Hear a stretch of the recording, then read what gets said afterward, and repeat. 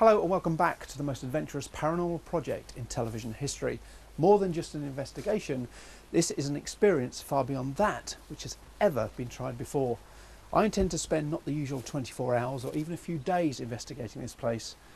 I intend to spend 10 weeks to find the truth behind the ghosts of the Asylum. This building was made for one reason and one reason only, to help the mentally ill. In its day, 1,500 patients would have been housed here, but now these crumbling walls and corridors are said to harbour nothing more than the spirits of the long dead. Ghostly apparitions have been seen walking the sunken floors, screams are heard in the dead of night, and phantoms are seen so regularly that this place has earned the title of one of the most haunted buildings in the world. In fact, so haunted is this place that we have been asked to keep its location a secret.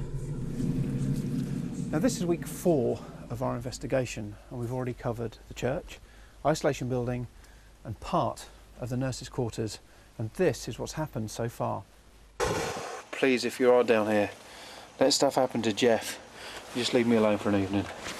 I'm having stuff thrown at me now. Oh fuck! Oh, did you hear that? Ah! I can feel the vibration coming towards me. I am not going down there. Right, if you're trying to scare me, then you're doing a really good job. That's freaked me out. Oh my God! What the hell was that? I tell you, at night time, it's a completely different game. I thought I'd be more used to it by now, and I'm not. I'm having real trouble. Oh God, I think I'm losing my mind. I can't go in there. I think it's starting to get to Jeff a little bit, this place. I know it's getting to me. Did I just hear another groan? Do you hear that sound? I don't know. Ah! Ah! Oh! There's noises all around me. I've got them going off my head. Ah!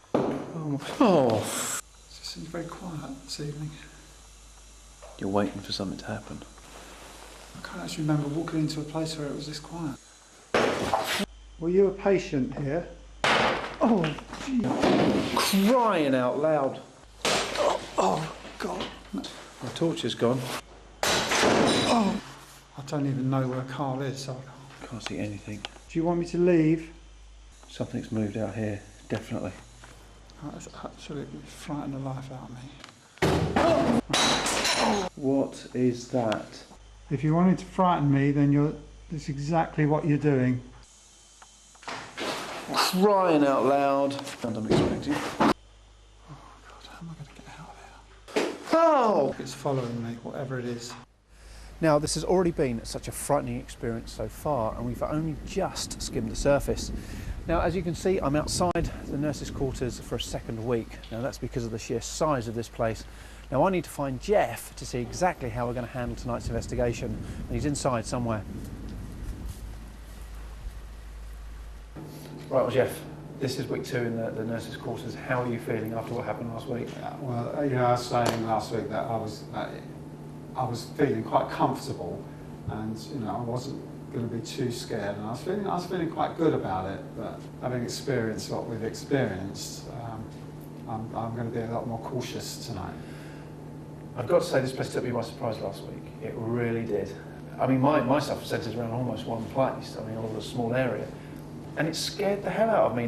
It was a toilet. And I was scared. I think it was because it was one room and these noises kept coming from there. And it sounds funny now, and in hindsight, saying, I heard some groaning coming from that toilet. And you go in there, but there's nobody there. Yeah. I mean, I was kind of expecting some big old ghost to be squatting over, giving it large, trying to get rid of one. But there was nothing in there, absolutely nothing. No. And that scared me more because it was in that room. Yeah. You could hear it on camera, it was in that room. And after looking at the tapes, you had a lot happen to you as well. So yeah, it's very impressive. What was really annoying me was that I was hearing noises in one room, and they're a very small room. So you go to that room, and then there'd be a noise from another room. yeah.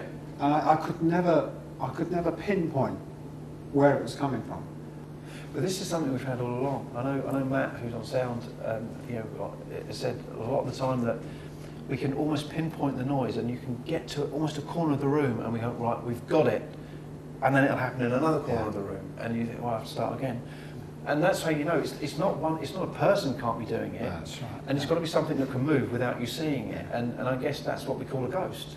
And I think that's something that's out of all the phenomena that we catch, for me, that's one of the best pieces of phenomena. I mean, the footsteps, I think, are great. Again, you can hear something come towards you. You can't see it, but you know when you're standing there, something is walking towards you. Can't you? Not only can you hear it, but you can feel the presence of something walking towards you. But last week we heard some footsteps. We saw different things. Yeah.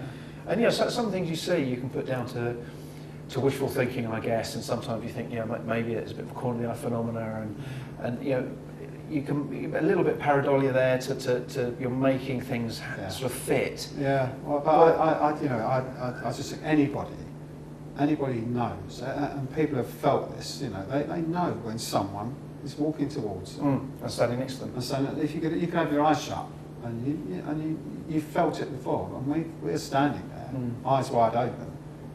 With nothing in front of us, but we can hear and we can feel, both of us, not just me feeling it, we both feel something walking towards us and then just stopping. But all through this, we've kind of been a bit light-hearted, and when we're putting the lock of cameras down and we're doing the EVP stuff, it's all a bit of fun. It's a bit of fun, yeah, but because we are getting familiar with the buildings, that's what I was saying. But why not today then? Why have we been a little bit morose today, a little bit kind of... Because I think we have quite a lot happening. And it's suddenly dawning on me that there is something that I can't explain. Yeah. And when you ask for something and it responds in whatever way, I mean that is serious stuff. That is that's not a joke. That is you're asking something to do something that you don't even know what it is, but you're asking them to do something and they do it. And when you stand back and think about it for a minute, it's scary stuff. Well, that's the reason our personas have changed, is because we're actually realising that it's not all a joke. It's not. Some of it can be quite funny, but when you stand back and really think about it, what we're doing and what we're getting back, it's frightening. Yeah, it is frightening. It is frightening. Talking of which, shall we go out and carry on getting frightened? I'm not looking forward to it tonight. But this is the one thing I'm thinking of is that we've been together constantly today. I mean, we've kind of you have gone off on a little bit to do a little bit here and a little bit there, but we've always been within like 10 foot from each other. I've always been able to call, and I know I can hear you, and I know where you are, and that's been reassuring to me. So, but previous to that, I haven't really worried. I just got about putting the meters out, putting the locked off cameras out, without really too much. I'm actually being quite excited about I'm going to put this camera here and put this meter here, but today it's been very different.